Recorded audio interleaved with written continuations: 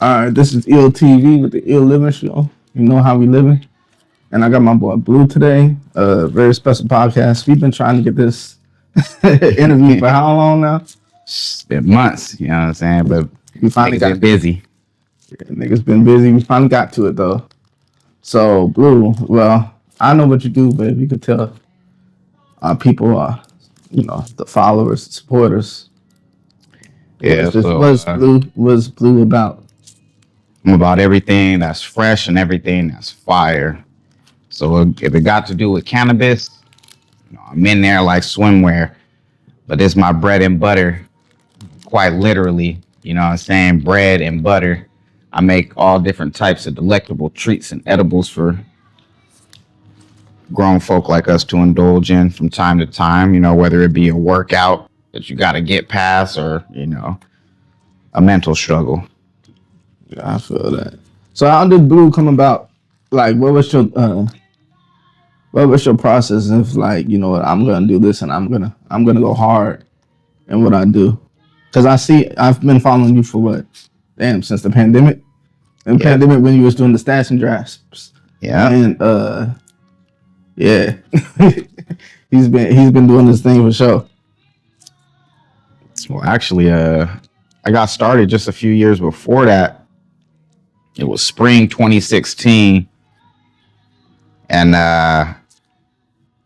basically it was $40 in a dream, That's how it really started. This business. I started this business right here you see in front of you today with $40 in a dream, and I'd like to tell people that all the time. It don't take a lot. You just got to get started, Yeah, and that's why I be trying to tell people a lot. A lot of people are like, "Oh, I need to get out this business loan. I need 100,000." I'm like, You don't need 100,000. You need an idea. Yeah. My first video, we literally went to I forgot literally what it was. It was a podcast I did around the pandemic. We literally just got we went to Amazon. I think the max was like $100, no more. We just got two little mics, two cheap mics. Mm-hmm. We got the well, actually first podcast before that was recorded on my phone. We had no mics at all. We just told the kids. The podcast that I was with had kids and stuff like that. So he pretty much said, "Hey, kids, quiet.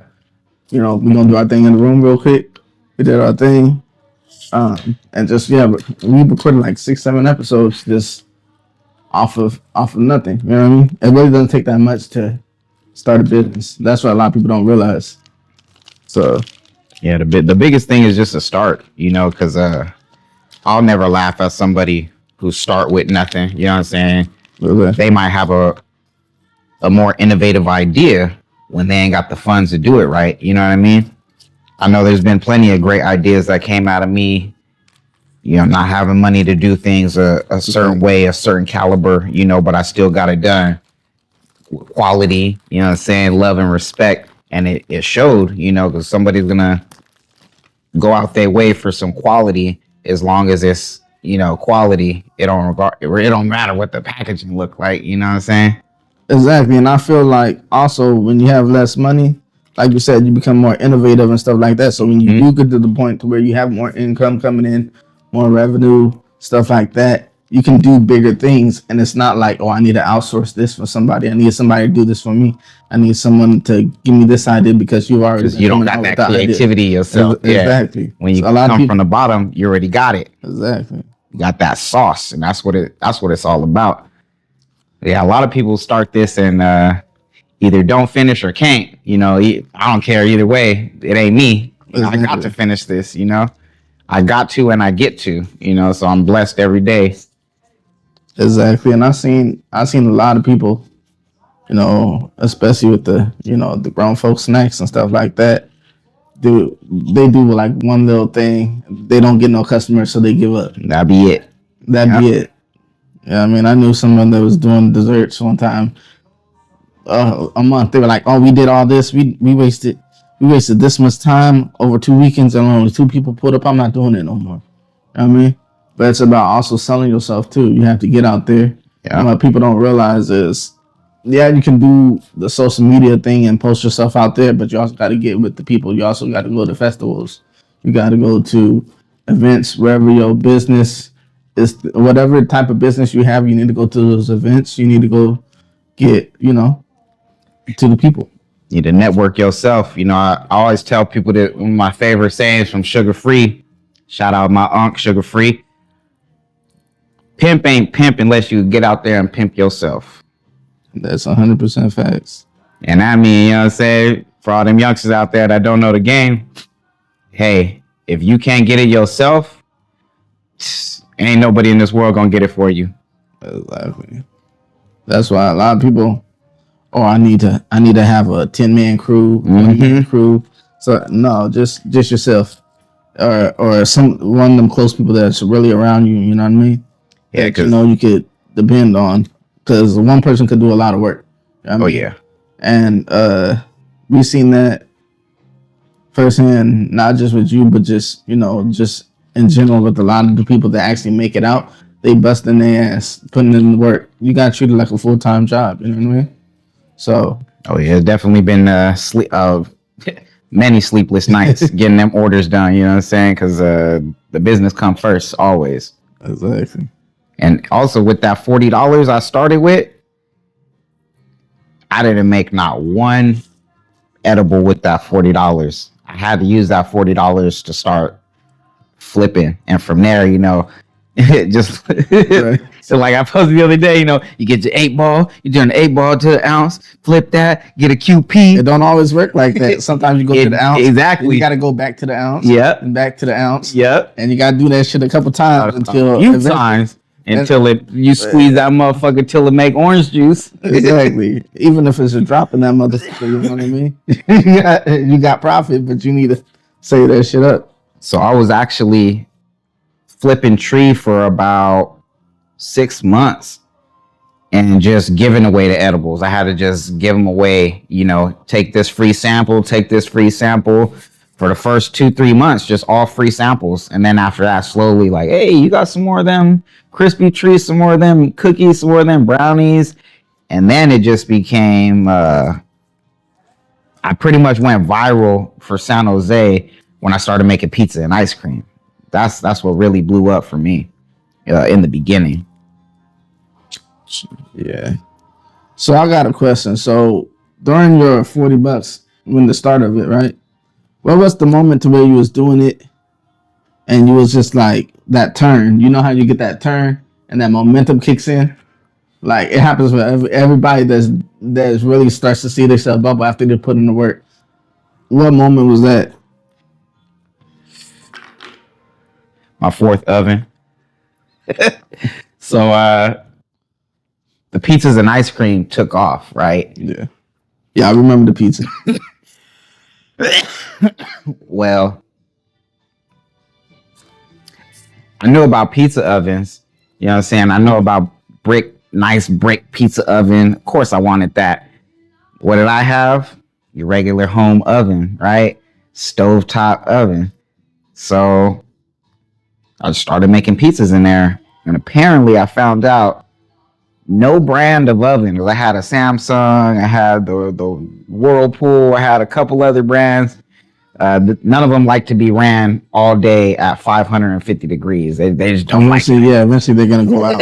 Yeah, exactly. So after breaking my third oven and just ordering the fourth like it was nothing because it was part of the business, So at that point, I was like, yeah, I got something here. I can, turn some that most people wouldn't see as food. They just see it as tree. Oh, I'm gonna smoke this, or I'm gonna turn this into dabs and smoke it. Yeah, I could turn it into food and heal people who maybe can't smoke or don't want to. They could still partake and get that healing. That's when I knew, like, yeah, I could outwork my ovens. Yeah, I could probably do something with this with better tools. You feel me? Yeah, definitely. So with that,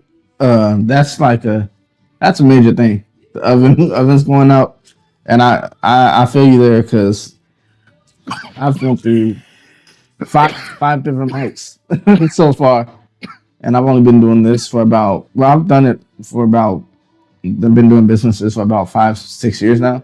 But the amount of mics that I went through, the amount of equipment that just fucks up, Give out. Sometimes you don't reuse it and it give out. Mm-hmm. So with the oven thing, right? I can tell that was definitely one of the parts to where you was just like, what's that part in your life to where you was just like, fuck, is more ovens gonna give out? You know what I mean? Yeah, it was. I like that you mentioned that because that's a turning point, you know, where a lot of people will see it and be like, man, this is my third oven. I should stop this. I'm going to go ahead and give up. Yeah. You know, a lot of people go turn their coat in when things don't go right once or twice or 3, 4, 5, 16, 28 times, you know, they're going to give up.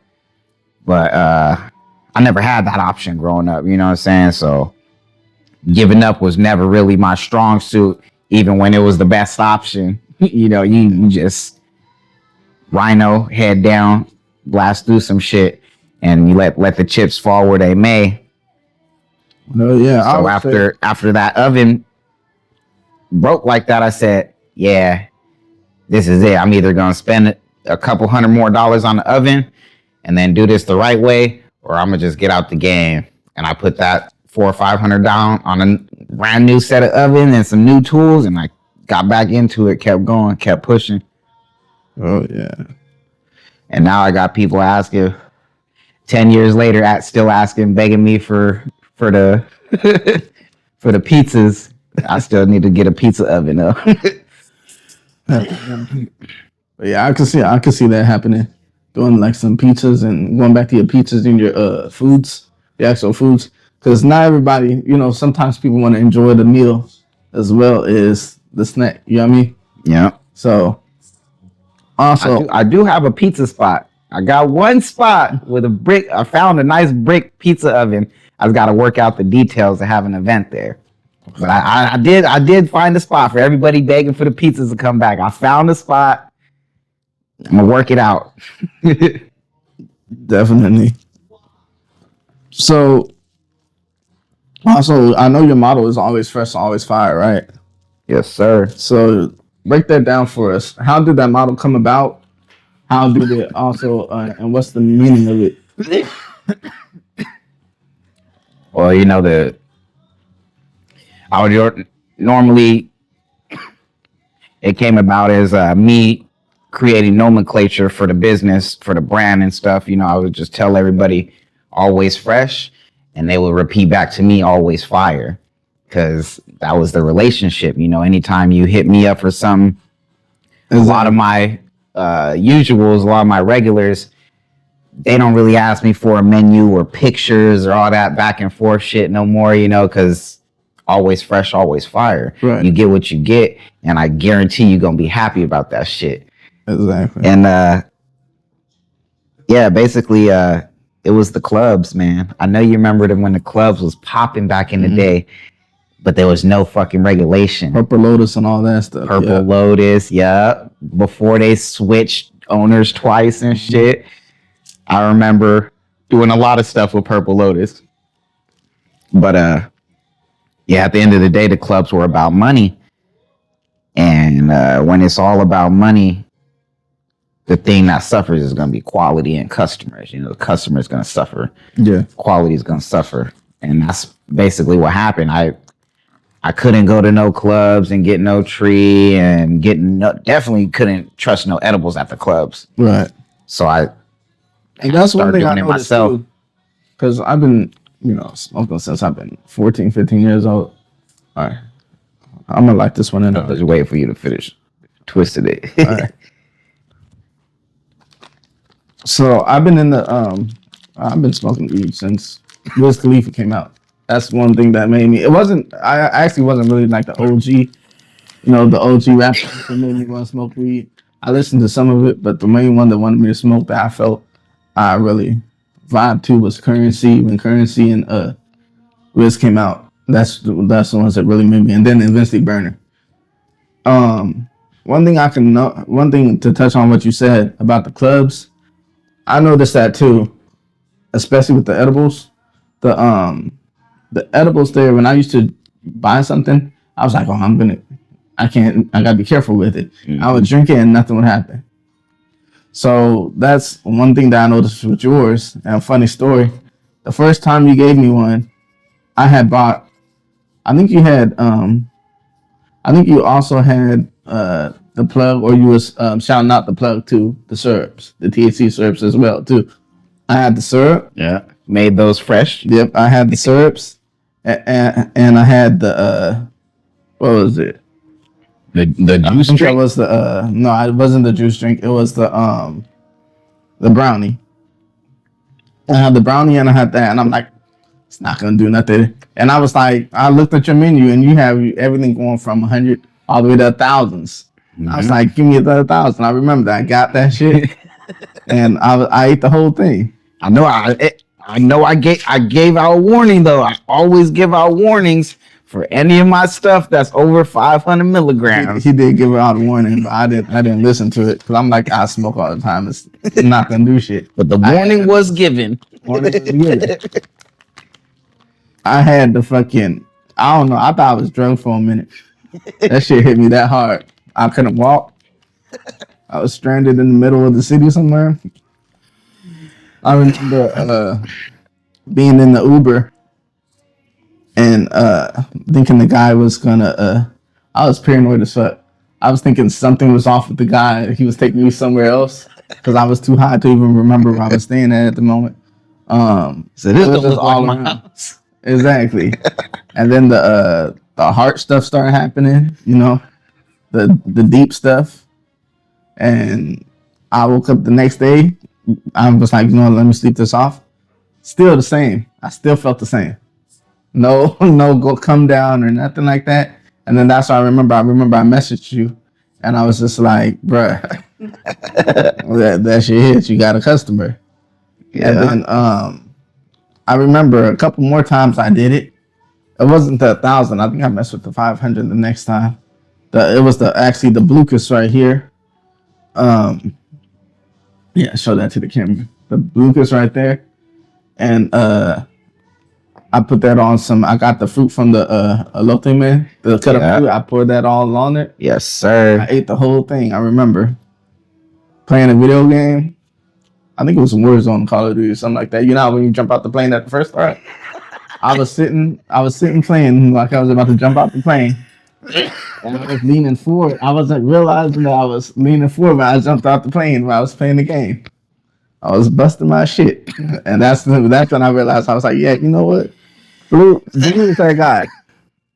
Out of all the people that I've tried snacks and stuff like that, and they didn't do nothing. It was Blu's that guy. And shout out to everybody out there who tried. Hey, you tried. You know what I'm saying? And even if you snaked a bunch of niggas, I'm telling you, you made it easy for me because I always keep my shit 100. You know what I'm saying? And every time I got a new customer, it was the exact same story. Like my man just explained to y'all a second ago. Other people's shit is whack. My shit is fire. Exactly. Simple. And the thing about it is too, like, you know, a lot of people, they get to the point to where like, oh yeah, my shit's fire, and I gotta increase the price, and I'm just gonna get greedy. That part too. So you know what? Instead of like $20 edible, I'm gonna start. It's gonna be about 35, 40. I'm gonna try to get the 2 for 1, and I'm gonna just put a 10-cent sticker on it. Matter of fact, I'm gonna reduce what the edible is, and then they start falling off. I'm gonna use hectane. Fucking hear all that weird THC they got now. THC 10, Delta hectane, Delta 11s. Yeah, nigga. I don't want none of that shit. I hate to say it. I'm gonna just say this one time. I went to Hawaii 2 years ago, and all they have out there, I think, is Delta 9 because they don't have they have certain regulations out there, and they don't have what we have out here. That shit is horrible for you. I went and I bought 2 pre-rolls. Didn't do anything. And they're talking about Delta 9 is the best weed out here. We got the Hawaiian. No. That shit is horrible. Horrible. So I could say so far, out of all the places I've been, Cali is where it's at. I've had weed from Nevada. I've had weed from I've had tree. Well, actually, I'm not trying to get demonetized. I've had tree from Hawaii, and I've had tree from, I think, somewhere One of my friends gave me some tree. Well, Oregon and Washington, Colorado, and then I've also had trees somewhere in the South. I think it was like Louisiana or something. You know, And there's a few places that could do it right, but at the end of the day, it comes down to experience. And California has legacy experience. that's true. A lot of the techniques that I put into what I do come from my grandfather, you know, and it's like that for a lot of legacy owners. Their quality comes from knowledge passed down through the generations, and you just don't get that in other states, you know. Then that's one thing I noticed too. When you post, I seen always shout it out your people before you. That's one thing too. And you say, hey, this was passed down, and I'm gonna keep it the same. I'm not gonna sugarcoat it. I'm not gonna water it down. I'm not gonna try some new shit that might or might not work. I'm gonna keep it going. But and my thing is, if it's not broke, why are you gonna try to fix it? That's right. If it's been working all this years, you know what I mean, why are you gonna fix it? Especially now, we live in a day to where I'm not saying I hate on the new tree, because I do indulge in it, but some of it is iffy. You gotta hate on a new tree now, because the new tree now is sprayed. I heard the YNs. I seen the reviews. YNs straight up tell you. I have seen that they sprayed with. It's that. Yeah, I fuck with sprayed over OG. They consider OG. They don't even know the OG. They don't know OG Kush. They don't know none of the OGs. They don't know it's a whole family. They just missing all of our legacy fucking strains that we had. Northern Lights, Granddaddy Perp, you know what I'm saying? Skunk Haze, White Widow, all that. They just spraying stuff now and calling it fruity doody doobie boops. Even I would say even around COVID time, they still had some decent tree out. Mm-hmm. I remember, like the jetpacks, the certain brands, heavy hitters, certain brands still kept that decent stuff. But a lot of lumpy stuff now. This one? Lumpies. I think I remember Lumpies. Lumpies out of LA. Shout out to Lumpies. You know me, but you don't. You know what I'm saying? We had that connection. But definitely anything from Lumpies, grease, anything. Grease cookies, grease monkey, animal grease, fire. So now that we talked about a little about the experience, right? I talked about my experience to kind of dive in. So what would you compare the feeling of for anybody that hasn't tried it? Like, I know a lot of people on here that was gonna say, hey, I've tried the blue, I know it hits. But if you could give a description of an experience of what you're gonna go through, I know every experience is different, but kind of like a broad sense of what you're gonna experience with the blue, with the blue snack, ranging from your lowest end all the way up to your highest end. How would you tell that experience, and how would you sell that experience to them? Well, first, it goes like this. We start out with your needs. What do you need out of cannabis? What does it do for you? And we'll go from there. Some people on one end, let's say we have a cancer patient, and they are coming off of some heavy narcotics, you know what I'm saying? So they need some 1,000 milligrams and above, something that's going to relax their body completely and allow them to get through their day without all the aches and pains. So I'll immediately go to chocolate, because when you mix cacao, the active ingredients in chocolate, and a few other ingredients I can't name, but a very important active ingredients in all the edibles that I use, it comes from sunflowers, 100% organic and natural. When you mix that with THC, it does something special in the body, you know what I'm saying? And dairy helps a little bit. Some people are dairy sensitive, so we can take that out if that's what you need. Mm-hmm. But most of my orders are custom orders, so we'll start there. If you're on the higher end, we can customize higher end stuff. But if you're on the lower end, let's say you're an old time smoker, been smoking 50 plus years. Right. You want it how it was back in the good old times. You want some low dose, smooth ride, 50 milligram cupcakes. You know what I'm saying? Something nice for yourself to enjoy once or twice a week. Then we can go that direction as well. And for all of my treats, it pretty much goes the same way. First bite. Wow, this is really good. This is amazing, actually. This tastes amazing. I can't even taste the weed, right? That's the first thing people say. Yep. And that's what fucks you up. And that's the first red flag. Then you go, all right, I'll just smash this whole thing. And then you forget about the milligrams. And then the high kicks in, comes on, and you start going down that roller coaster. And you learn your milligram. You learn your dosage level, Mm-hmm. You're gonna learn real quick. That's the thing about edibles too. Is like, that's the thing that's tricky about edibles versus smoking. When you smoke, you know when to stop. Your lungs get, it's quick. It's quick. Your lungs get wet. They start coughing. You feel like, you know what, I need some water. I'm done. Mm-hmm. But to edibles, especially with the motherfuckers like blues, especially when I had my first experience, I was eating it because I was just, it's a brownie. I smell it, but I don't taste it. It's a brownie. And then, sometimes with edibles also, they don't kick in until like an hour and a half, 2 hours later. Mm-hmm. So it's not like this to where you start feeling it 5 minutes later or something like that.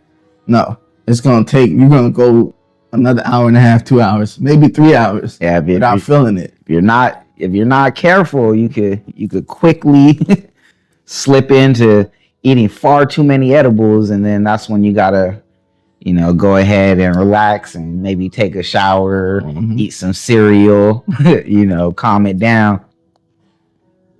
But then after that, you know your dosage, you know your levels. Exactly. And one thing I learned, start off in small. You start off in small increments. You don't start off at the highest and kind of jump down. It's not gonna work for you. And for anybody out there that doesn't know their dosage levels, I'm pretty good at guessing people's dosage for consumables. And it goes like this. If you are a part-time smoker, you smoke joints here and there socially at events and, maybe once a week, you're gonna be in the 100 milligram category. You want stuff that says 100 milligrams or lower. Right. And that's, like I said, part-time smokers or, people who maybe have more delicate lungs, let's say. They don't partake that much. Right. Then we got our full-time smokers, our regular smokers. So we're smoking a few times a week. We smoking bongs, maybe blunts. Sometimes we might dab a little. Mm-hmm. You can move on up to the couple 100 milligrams, 200s, 300s, 500s, hit really nice. You could break them in half and test your milligram around 250. And then we got our serious smokers. So this is, what I'm saying. What's crazy is I only hit the bong once or twice, but I had asthma growing up, so that did it for me. It was actually it was like a bong attachment, but you put it on the water bottle. Mm-hmm. I don't know if you've seen that. I hit that and I squeezed the bottle when I did it, so I got all the smoke, and that shit fucked me up. But I always thought I was a heavy smoker because I was like I was always smoking blunts back then when we were smoking when we were young and dumb. We were smoking Swissers because we thought that was the way. But I always thought, I got up to the point where I was like smoking 5 or 6 blunts, something. But I'm like, I'm a heavy smoker, you know what I mean? Just keep going around. A lot of my partners couldn't hang. A lot of people couldn't hang. So I'm thinking like, okay, I'm a heavy smoker. Until you get to the point to where you actually consume an edible and you realize it's totally different. Some levels to this shit. Yeah. Cannabis hits you totally different when it's through the in body. Your system, through your body, when you digest it versus when you smoke it. Mm-hmm. So that's why I would say for all the people that all the people that vape, all the people that smoke, and like, oh yeah, I'm good. No, you're not. Take it easy with the edibles. It's gonna hit you different, especially if you're a smaller person. Oh A yeah, smaller frame, body weight plays Yeah. into it. your body weight and everything. So Your water. yeah, body weight plays into it, and also how much alcohol you're able to consume. So there could be like I'm pretty small for for my size, I guess you would say. Yeah. Some people think I'm big, but I think I'm small still. Yeah. But I consume Good amount of alcohol if I alcohol. want to. You know what I'm saying? I got some pretty good alcohol drinking genes in me. Exactly. So I can also consume edibles pretty good.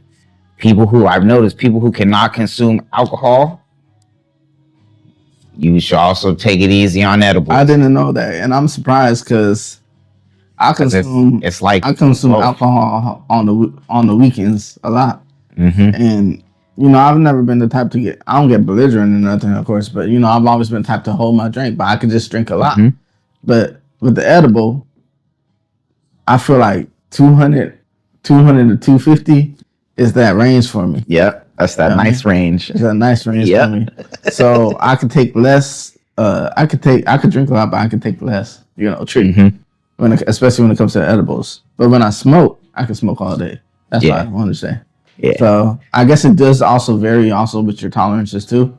But like he said, it also depends on your alcohol, probably your diet. If you're drinking water in your diet, if you ate food, also if you ate food too, I guess because that Because breaks it down. It's metabolic. Mhm. So the difference between smoking and consuming edibles is when you're smoking cannabis, at best, you're getting 20% of the THC when I'm burning it direct, right? All right. And then after a while, I'm sure you had this happen to you before, where it's like you're smoking, but then you're not, you hit your cap. You stop getting high. Your lungs are kind of like coated in fucking just sludge and shit. Your nose is all coated, and you keep smoking, but you're not really getting any higher, right? You kind of just plateau out, and that's because of the way it's absorbed. It's absorbed through your blood, through your blood vessels and stuff in your nasal canal and inside your lungs. And once that's coated with smoke and smog and stuff, it can't absorb no more, so you stop getting high. Edibles, once your body starts metabolizing the edible and breaking it down, you're gonna get every dime of that THC is going through your bloodstream. Exactly. And they'll get you up to 80 to 90% of that THC. Not no 18, 20% like smoking. Yeah. You're getting every milligram. And that's the thing too, especially when some of the higher strains, or when you're smoking some infused that has like more THC, has the crystallized THC and stuff on it too. It says 70, 80, but when you smoke it, it doesn't feel like 70, 80 sometimes. Sometimes it feels like a normal blunt. Yep. That's what I noticed too. Also, they're counting these percentages funny now. Total THC percentage milligrams. They're counting it with terpenes and all this other shit on top of it.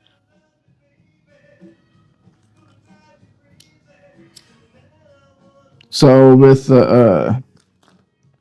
like you said, you're making everything from scratch, right? So when it gets to the next level, have you do you ever think about that? Like, damn, how am I gonna keep this shit running? And I know it's gonna get to a point eventually, though, especially the way you're going, it's gonna get to a point to where it's gonna be like, damn, it's just blue. like I can't get enough stuff. I know you work your ass off to make this pop, but it's gonna get to a point to where I'm like, damn, I need what's it called? Especially when facilities come into it to where you're manufacturing and stuff like that. How are you gonna stay true to blue? Prodigy. Fuck the corporations. You know what I'm saying? Fuck capitalism. I'm breeding prodigies. I've already trained a few people. Shout out to everybody out there who know me. You know what's good. And yeah, you know, if I'm gonna be true to me and true to my gift, I gotta give it away. You know what I'm saying? At the end of the day, if and when it ever becomes just a sea of blue, it'll be a sea of blue prodigies. It won't be just me out there. You know what I'm saying? Right. It'll definitely be everybody I influenced and helped along the way. And when they big enough to go their own way, that's what they do. And yeah, it'll be teaching time, you know. I'll hang up my jacket and I'll teach. And that's what I want to touch on too. Like you said, when a bird want to leave the nest, eventually they're gonna leave the nest. A lot of people, I'm happy you said that, because a lot of people feel some type of way, you know, when they want to like, okay, hold on to it. I helped you build I helped you build your empire. Now I wanna leave, and the person's like, no, you can't leave. You got to be part of this. And then be like, well, if you're gonna leave, then all right, I'm gonna cut you off totally. Mm-hmm. You know, no more resources. All the stuff that you learned, you got to unlearn that. I mean, you pretty sign this NDA. Don't do none of my shit. Dirty. Yep. Mm-hmm. And I won't name no names, but that's how a lot of business go down like that, you know. And it's really a hindrance to the culture, you know, because at the end of the day, what are we out here to do? Make a dollar or move the culture, move the people? And you know, I get it. You gotta make a dollar day to day. But at the end of your life, at the end of 5 years, 10 years, 20 years, you made your dollar, but did you also help a few people when you could, when you can? You know, I know you can't help everybody every day, every chance. You can't, but you can help a few, right? Yeah. That's what I learned too. Like, I don't know, the way the corporations, especially in the tree game, is set up, that feels like I've noticed that it kind of forces people, once they hit a certain thing, to they're pretty much like, you're gonna follow a certain what's it called? You're gonna follow certain procedures. You're gonna follow a certain way to market this. Yep. But if not, they get blackballed. You don't really see a lot of people no more. Yeah. What it is too is so it's like your upline and your downline becomes corporatized. You know, you have people you got to answer to, and you have certain vendors and suppliers that you have to go through. You know, so it becomes their business, their corporation, and you're just a little cog in the wheel, a little, you know, part and they play. When, like I said, how I see my future is, if and when that becomes my thing, you know, because they will push you out. Like you said, they'll blackball you and stuff. They'll blackball you, or they'll put you in a position to where you can't go forward. You can't go forward, or you have to, how's the word? Like they did with a lot of the people. They did certain regulations. Mm-hmm. First, they did certain regulations on the weed, and then it was, you know, we're gonna put a tax on it. They start taxing you on certain things, and then now, not just that. Once you get your legit paperwork, it takes you so long to get your legit paperwork to run like business. Once you get that paperwork, you even have to change a lot of stuff. Yeah, they're trying to make certain things. You have to change a lot of ways you process stuff, ways you grow stuff. You know, even a lot of the facilities back then, you'd be able to, you know, you used to, if you was a farmer or something like that, you could make a greenhouse easily and just have that going on the side. Now they're like, no, this has to be federally regulated. They're gonna send the boys over there. Mm-hmm. The boys gonna check out all your shit, and then most of the time the boys are gonna say, oh, you need this, or we need to put a hold on this until, you know, we track certain things. You're not tracking certain things right, and it's kind of crazy. And what I was actually going to touch on, you said earlier, was about, you know, the cancer patients and the people that need it medically, because I know it's also recreational, but it's also medically, you know. So that's also What's your thoughts of the medical, the way that the medical companies are now starting to use it, but also not only use it for the good of helping people, but also they're starting to put regulations on it to use it in a way to make their own profit and pretty much take advantage of it. Well, it's capitalism. That's what that's the game that they're playing, and you know, it's just another business to them. The patients. I've seen people that have they weren't cancer patients. They're on dialysis, or they were taking narcotics and they were trying to get off of that, and the companies don't care about them. The government will, let's say, for a lot of these people, they'll go and put them on more drugs, right? They'll send them to a doctor and say, hey, come and take these other drugs so you can get off of these drugs. But then now they're hooked on, those type of drugs for the rest of their life. And it's like, where's the out for them?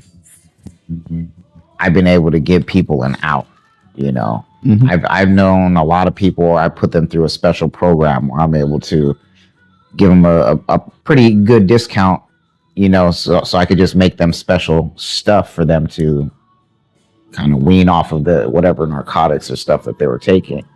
Right. And then eventually, I'm seeing them and they're looking healthier. They're able to eat, they're able to be around their family now because they're not tweaking out and shit, doing weird shit, stealing and all that. Yeah. I said a couple months passed by, they got a new job, they got a new car, they're looking more healthy. Their dosage, I see their dosage going down. They're asking for, smaller stuff now. Yeah. And then a few months after that, I get that message. And I know a lot of people out there will hate on me for saying it, but because they don't like these type of messages, but I love them. Hey man, I just want to say thank you for helping me out, and I'm probably not gonna be hitting you up no more because I'm like trying to be sober now.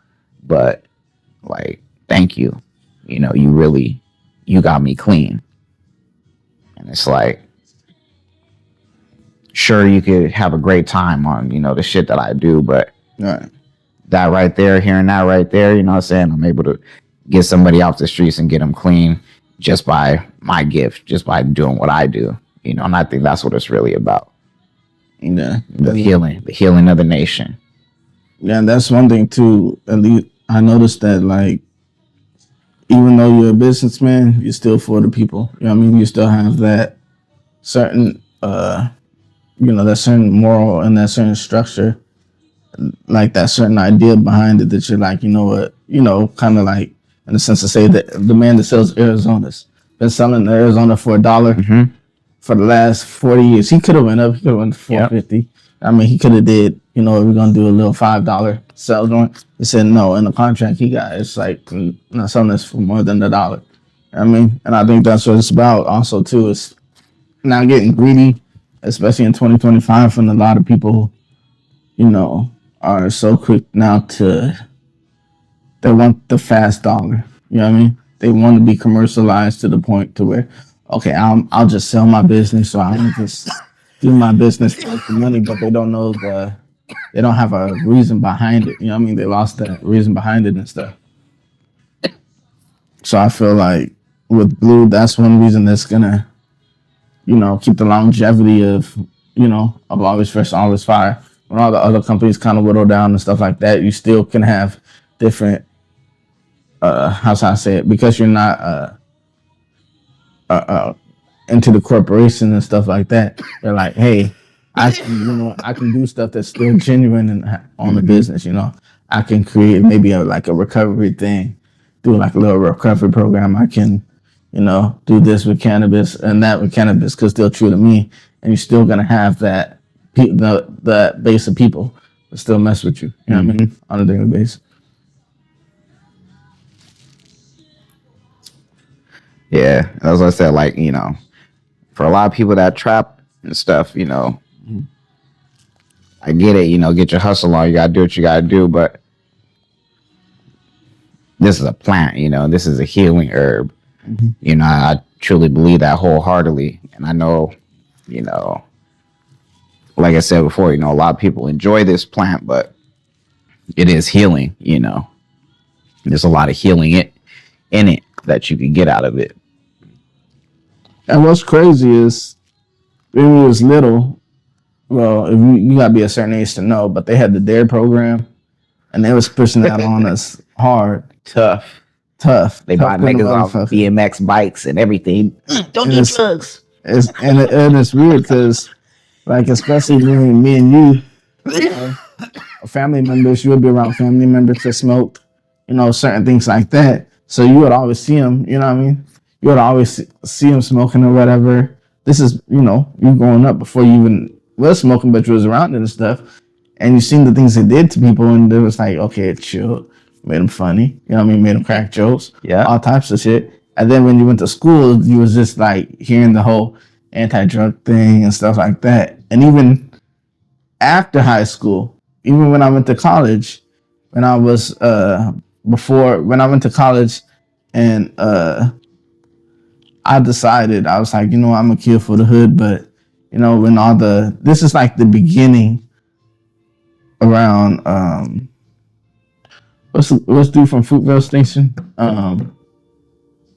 look at his name, I forgot his name, the guy that got killed, I forgot his name. Omar, Oscar Grant. Grant. Grant. Some in me turned. I was like, you know what? I was in college at that time, and I switched my major. I was like, you know what?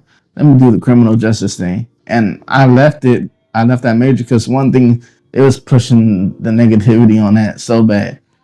That was the main thing. It wasn't it wasn't the murderers. It wasn't nothing else. When I went to that classroom, my professor was actually a retired cop, and we had to do an assignment or something. It was on marijuana, and this is like 2014, 2015, so it barely just started getting to the point to where it was more acceptable and stuff like that. So I had to make a debate. They had to debate something that said what's something you think should be legalized or what's something a law that you should change. I picked marijuana, and even after that, she gave me so much hate on that paper of when I said why stuff should be legalized and stuff like that. And then that's when I realized I was just like, you know what? I'm trying to, I wanted to come in this field to do better, trying to make it understanding, but they're not gonna want no. They don't want no understanding. They don't want to hear none of that. They don't want to hear none of that. And I even remember I used the excuse of, not an excuse, but I used to tell her, I was just like, well, it's medical now. People are actually healing from this. People are getting cured with Alzheimer's, dementia. People are actually people that can't eat actually are ingesting it because it makes them hungry. It makes them want to eat certain things, even cancer. I remember they saying that also helps a little bit with cancer, not just in pain, but with the other symptoms of cancer. And I remember I typed all that stuff up, and she was just like, but it still affects people negatively. It still does that. And I was just like, that's when I just realized, I was like, yeah, I can't do this no more. I completely changed my major. And that's it's still a stigma now. I realized that, like, they got this new thing out now. It's only been like a year or two out. The whole DWI, oh, now we can catch you for smoking weed. We just driving because it's a danger to it's a danger to the community and stuff like that. And I really don't think it is a danger. You know what I mean? I think people can abuse it. You know what I mean? Like same with like any other medicine. Like you can abuse it and go over the limit and be fucked up to where it impairs you or something like that. But I feel like as a responsible adult, this blunt is not going to make me drive like someone that's just had a fifth of tequila. And it's not going to. It's really just because we're here in California. Because but even Arizona and Texas are really strict. Arizona is still a no Yeah. No nonsense state. You still got a lot of states that are But completely. it's like back in the day, you could drive around and drink a beer. You know, you grab a beer after work and drive home. A cop pulls you over. You're having your beer and your cigarette. He's not going to say anything to you. You know, he's going to let you go. But now you get pulled over and you have one open container. That's a DUI. It's not even that. It gets worse than that. I remember I had a bottle. I think it was like a bottle of Douce or something in the back, but it was closed. It was closed. It was open, of course. It was on like halfway, but it was sealed. Yeah. And he was just like, I'm like, it's in the back seat. Yeah. And it's closed. So how can I? It's in the cabin. And it's not an open bottle. I have to literally screw it over. So any bottle that is not sealed in the package, in the pack, if it's a 6-pack and you got one out, yep, and it's in the cabin, that's a DUI. It got to be in the trunk. That's, you know, that's what they're adopting for cannabis. And it's like, I don't even think they came out with the rules yet for cannabis. I just know that now they're just using it. Yeah. They're adopting the same rules as like alcohol. Oh, okay. If you're inebriated, you know, you're intoxicated, and it's behind the wheel, it's a heavy machine. Stuff, yeah. That's which is understandable, but like I said, you know, back in the day, and I know somebody could comment where at, but I know there's a, you know, in the country, in the cuts, probably in Texas and Mississippi, somewhere in the United States, where you could still drink alcohol and drive, and they're not gonna bother you. The cops will pull you over, you'll be fine. You go home, drive home, go home. Because I know I got caught with an open container out in Coalinga, out in the cuts by Fresno, and yeah. The officer's just like, oh, just one beer? And I was like, yeah, just one beer. I'm just, my house is right up the street. Just heading home. I was all right. Yeah. Take it a little slower. All right. But yeah, out here in the city, though, you know, you got too many. Yeah, you can't do that. Too many people who can't drive straight, and you got too many children running around. So you make the wrong mistake, you know, drinking one too many beers. You don't know your limit. Right. And now we got all these rules you got to follow. The motherfuckers is dumb. So here's a question, kind of a little off the wall, right? So since we're in the smoke box, right? Pick the three or four people. Pick 4 people, you know, that they can be dead or alive, that you will want to smoke with. I will for sure smoke with Snoop Dogg. That gotta be. You got to. Gotta smoke with Unc. And then probably Bob Marley and Jimi Hendrix. Jimi Hendrix. Nice. You got one more. Do I smoke with 4 people? Yeah. All right, one more person.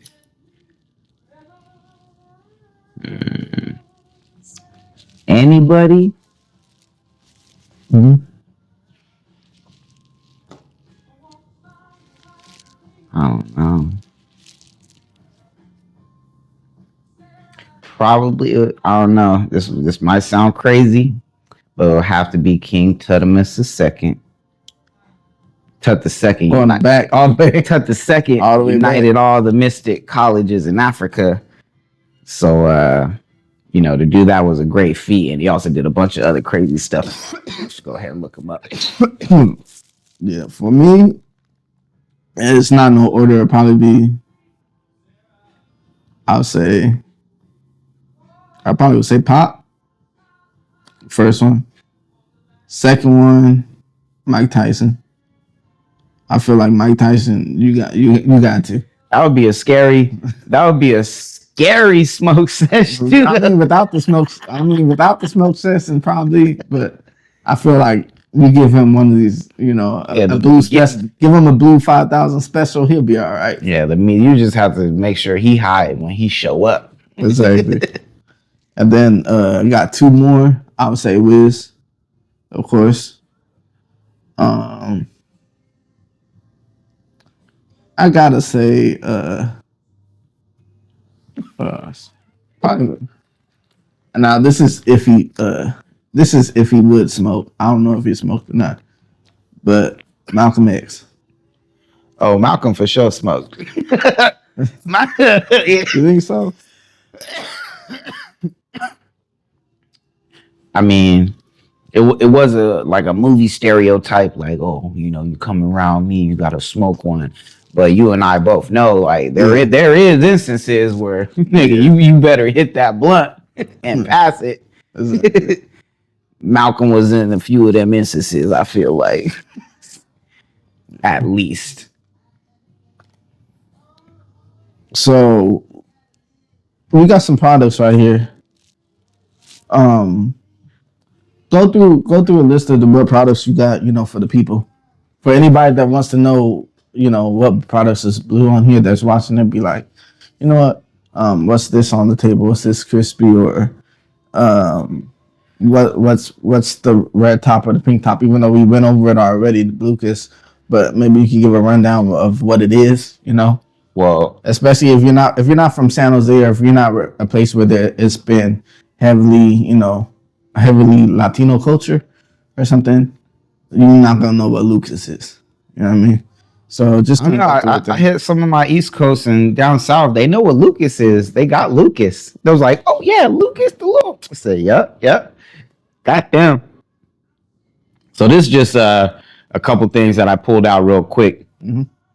But I love a challenge. So make sure y'all send me what you want me to make, because that's what I do. I do custom orders. So if I could put cannabis into it and do it in a safe and healthy way, quality, fresh fire, I guarantee you I'm going to get it done. But this is some of the favorite treats out here in San Jose. We got a heavy mixture of cultures and ethnicities out here. And for sure, as a child, Lucas, we was doing crazy stuff with Lucas. If you was riding, bikes, building little dirt ramps, shooting BB guns, I'm sure you know what we was doing with Lucas back in the day, right? Yeah. It wasn't always just the candy to eat. We did some crazy shit with Lucas, but this is Lucas. It's infused. You know what I'm saying? I got my sticker guy. Sticker guy hit me up so I can make some more of these stickers. And we got watermelon. Let me show them. And popping pineapple right now. The watermelon. This is the watermelon right here. This is the one I had on the fruit.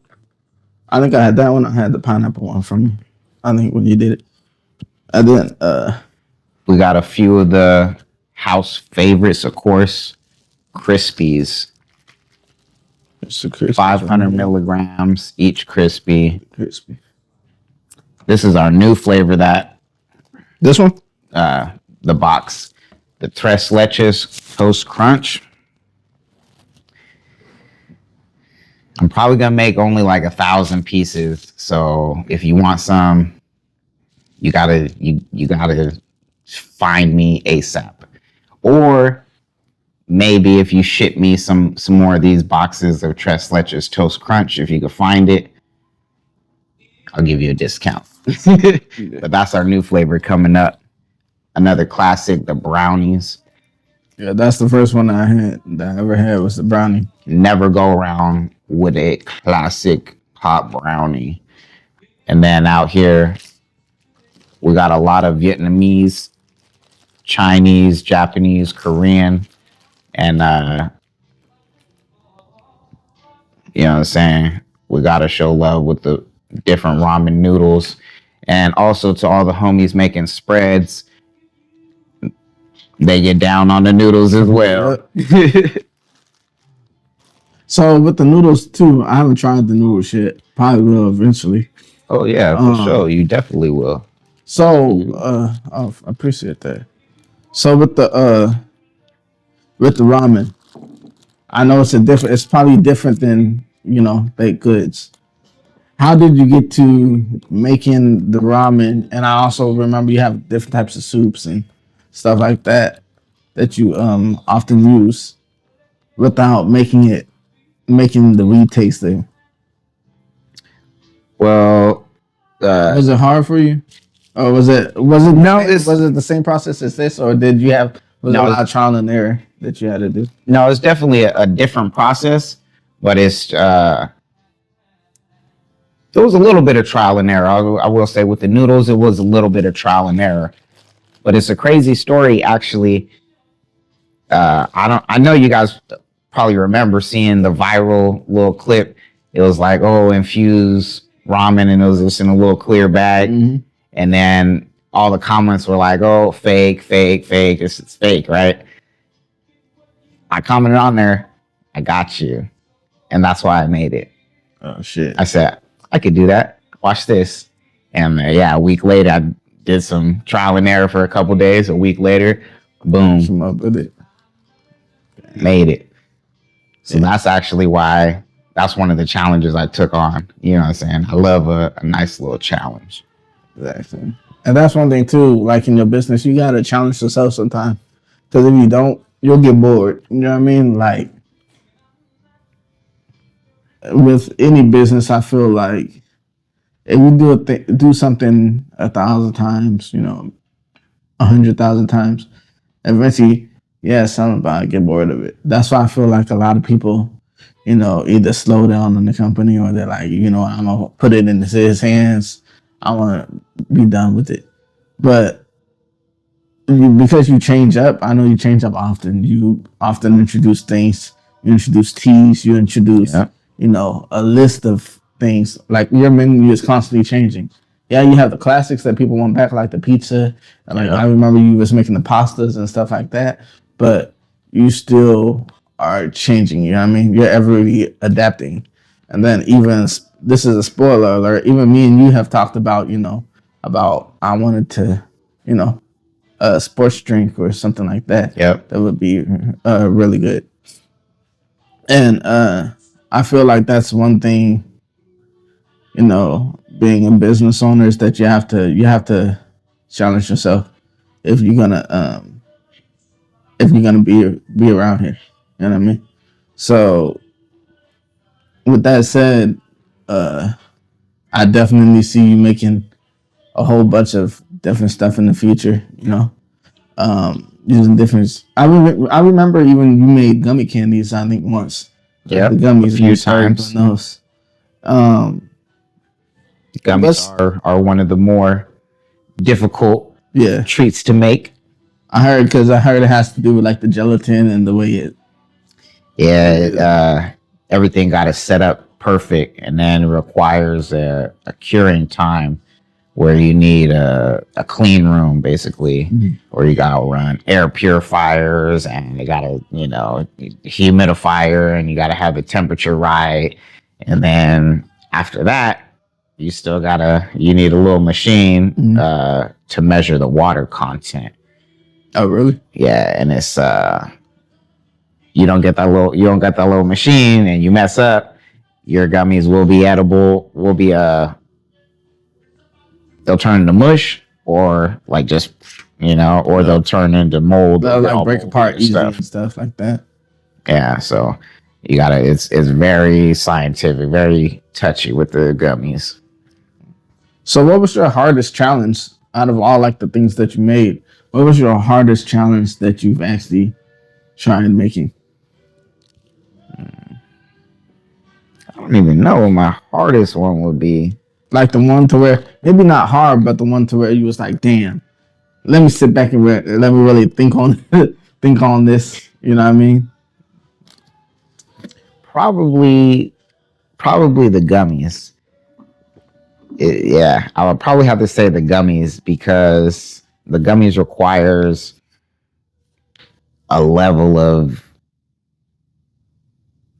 making stuff that, a lot of people just like. You can make some gummies that'll be all right for a day or two, but to make gummies that are shelf stable for a couple of weeks, if somebody doesn't, want to eat them right that same day, there's a few extra steps that you got to take. So yeah, like I said, setting up the clean room and getting all the temperatures, humidity, and the water percentages right in everything. And then I was basically doing it all the work myself too, from start to finish. Gummies probably the hardest. Yeah, because there's also a lot of there's a whole science behind it. Yeah, Especially like with the tree game, there's a science with that. But Also, when you got to mix the culinary side of the science, there's a whole science behind that too. Shit gets tricky, and then you have to balance it out, and you have to find out what works both on both sides. You know what I mean? Because I know there's probably like sometimes to where like maybe something has a more of a carb content or something has a chemical in there that soaks up the tree, so you kind of have to offset it, and you pretty much have to make sure everything's well regulated and stays the same all consistently through. Yeah, and then the temperatures when you're making stuff or baking stuff, like you got to pay attention to the time the cannabis, the THC is going to be under a certain pressure, a certain amount of temperature. It's going to change the THC. It's going to change how it's activated and decarboxylated and breaking down and stuff. Yeah. So with what else does Blue got coming in the future? A little of this, little of that, but definitely big dreams and a lot of accolades yet to accomplish. There's definitely. I will say this though, if and when I do go international, because that's always the big one. You gotta build up and go ahead and go international. Yeah. The Blu Hut will always have a foot here at home in the South Bay. You know what I'm saying? You guys will always be connected out here for sure. So it's safe to say when you get that brick storefront, it's gonna be at least South Bay. Well, we'll see. We gotta wrestle with these laws out here in the South Bay. That's the thing too. But definitely, we'll be out here, in one way or another, But yeah, at the end of the day, you know what I'm saying? Can't call it, might spoil it.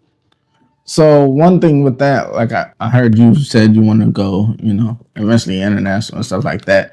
And with all the regulations being different and stuff like that, a lot of companies have went to, they have went to the CBD route because they're like, you know what, that's a safe route for me. I can do CBD everything, and I'm not going to get in trouble. Yeah. Second I do, I go cannabis. The other route, the other route is 100% different laws and shut down. So a lot of people, they're going the CBD route, and they're like, "Well, I'm still in the game." You know what I mean? I'm still in the tree game. Yeah, and it's like, it's like, no, you're not. But for the people that don't know the difference between, the CBD and the tea, they think CBD is the same thing. You know what I mean? A lot of people think like, oh, it's just because I'm CBD. I'm still doing it. Like, no, it's two completely different things. You know what I mean? They're cut from the same cloth, but they two completely different things. I mean, and a lot of people, what's your thoughts on, like I said, a lot of people going to CBD, and do you plan on, I think you do have like a CBD or something, right? Yeah, I do see some CBD stuff. I was trying to get a whole CBD side to my business going a few years ago, but things don't always work out as planned. But I don't ever see myself going 100% CBD. Definitely not. I use CBD as, not a catalyst, but I guess in company with THC, you got to use them together to really get the full benefits out of it. That's true. And a lot of companies that are doing 100% CBD, there'll be no THC, and it's like you're not really getting the full benefits out of that. You're just blasting your body with CBD. You really need to supplement and complement with THC.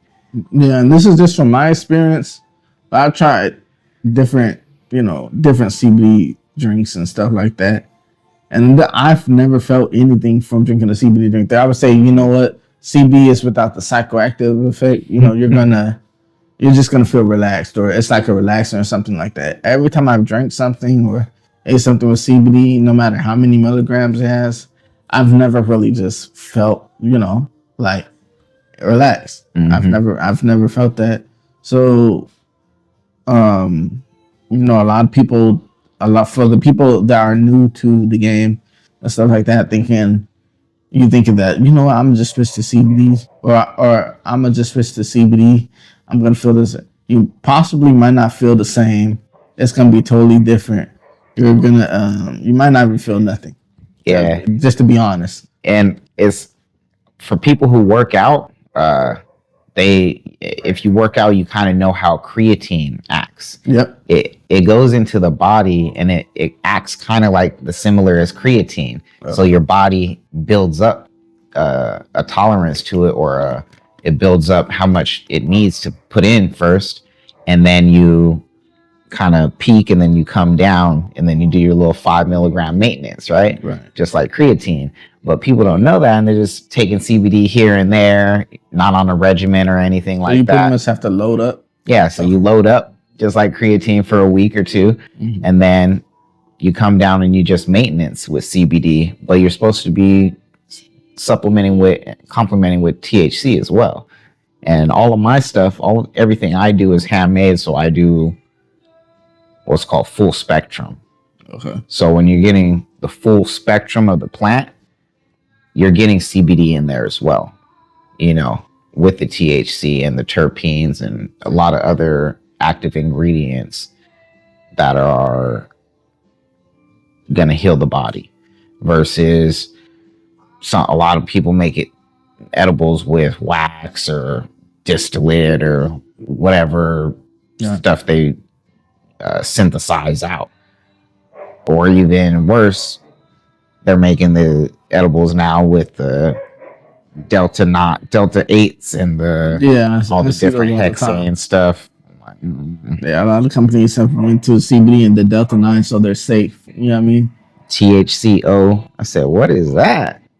I haven't seen that. I've seen delta 8, delta 9. I've seen like something 10. Yeah. Or something. Weird stuff. Yeah. Definitely not. It's definitely not the same. That's like I said, one thing I can't say enough is that, you're staying true to it. And like I said, I've known you for about 5 years now, and the product has always been the same. It's always sometimes hit too hard, but it's better for it to hit too hard than not be a customer that be like, you know what, I'm gonna. There's a difference between saying to a customer, it's like, you know what, I'm not gonna buy no more of the blues. It's got me too high. Versus, you know what I mean? Versus, at least you got the reputation of knowing, okay, his shit is good. Versus, oh, I didn't feel nothing. Yeah, I don't waste your money over there. His shit don't even hit. Exactly. So, also, for the people, shout out your business, and I said, I forgot my sticker. I was supposed to bring a sticker for this part. I got a sticker. We're gonna post I'm gonna post the image right here, so you guys are gonna see his logo. You guys are gonna I'm gonna post his business. Shout out your your socials and stuff that you got too. You already know, always fresh, always fire, just like that. Always fresh, always fire on the IG. Okay. And any plans of, I know summer coming up, so, we just had the 420 events and stuff like that. So are there going to be any events you're going to be at, or, where people can pop in and, support, pull up on you? I'll definitely be having a few events. I'm looking to throw my own events, actually. So can't say can't say too much. Right. But yeah, this summer should be a summer to remember for sure. All right, definitely. With that said, this is Ill TV, the Ill Living Show. My boy Blue, contact him on all his socials, to get your fix, whatever you need, your medicines. Maybe if you just want to snack, you want to relax, or maybe if, you want to go full out, crazy. He also got some other products, can't go too much into that.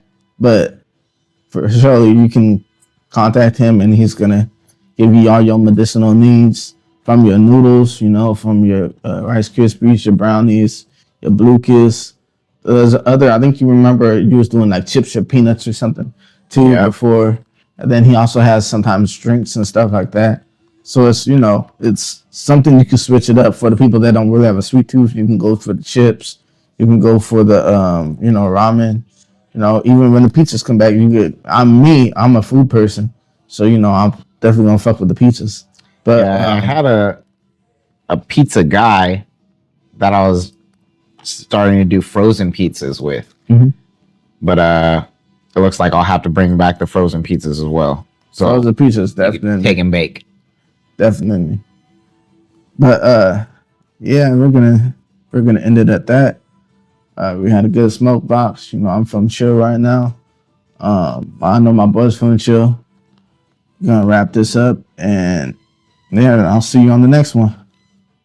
Always fresh, always fire. All right, we out.